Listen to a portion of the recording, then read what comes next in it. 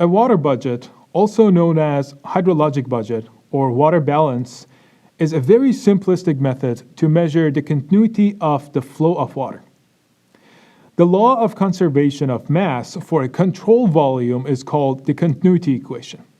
Let's write continuity equation or the law of conservation of mass. So for a control volume, and I'm going to define this as my control volume, CV. There is some inflow into the control volume and some outflow out of the control volume. So what I'm going to do right now is write down the equation for continuity. It would be rate of accumulation of mass on one side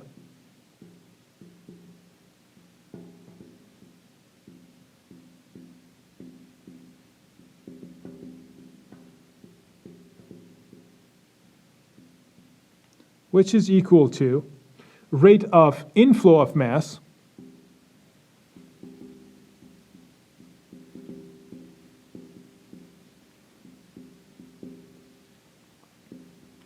minus rate of outflow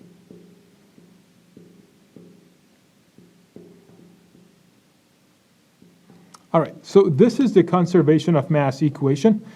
Just to make things crystal clear, I'm going to define m dot as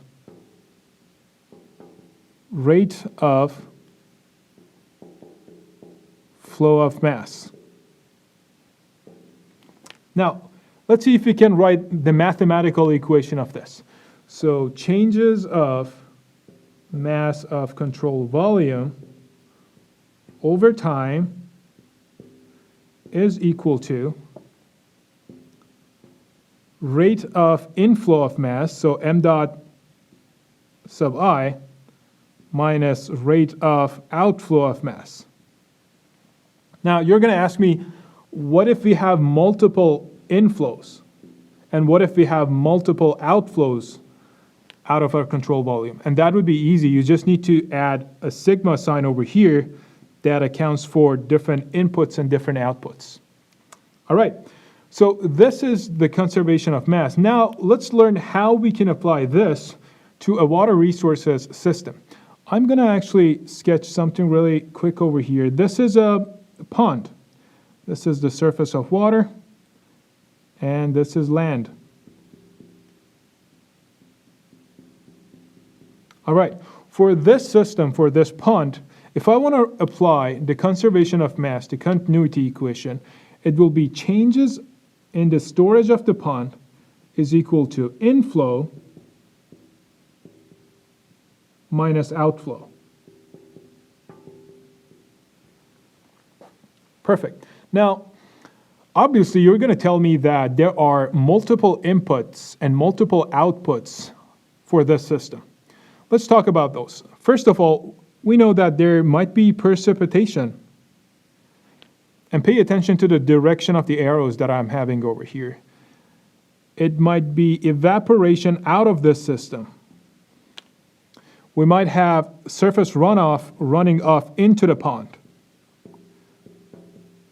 We might have surface runoff out of the pond. We might have groundwater flow into the pond. Or we might have groundwater flow out of the pond. All right, so we have multiple inputs and also multiple outputs.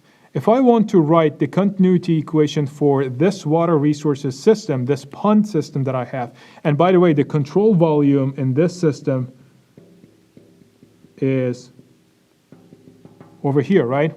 If I want to write the continuity equation for this, I'll be writing the changes in the system over time delta T is going to be equal to precipitation goes into the system. What else goes into the system? Q in, surface runoff, plus groundwater in,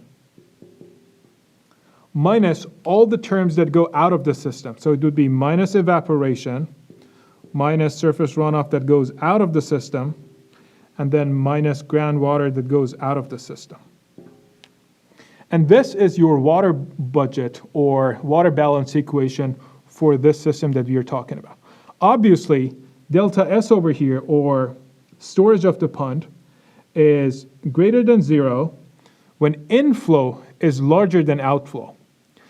And obviously, delta S, or storage of the pond, is decreasing whenever your outflow is greater than your inflow. Now, as I told you, this is called conservation of mass, but you'll probably agree with me that measuring the mass of rainfall is not a very easy thing to do, right? So instead of using mass, we are using another unit. We are using volume for that. So we know that relationship between mass and volume, and we know that volume is equal to mass divided by density. So M divided by rho. So whenever you're talking about water resources system, instead of using mass, we can use volume to make things a little bit easier.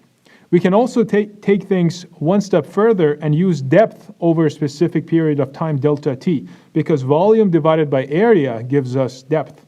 And that's another method of using water balance equation or hydrologic balance equation.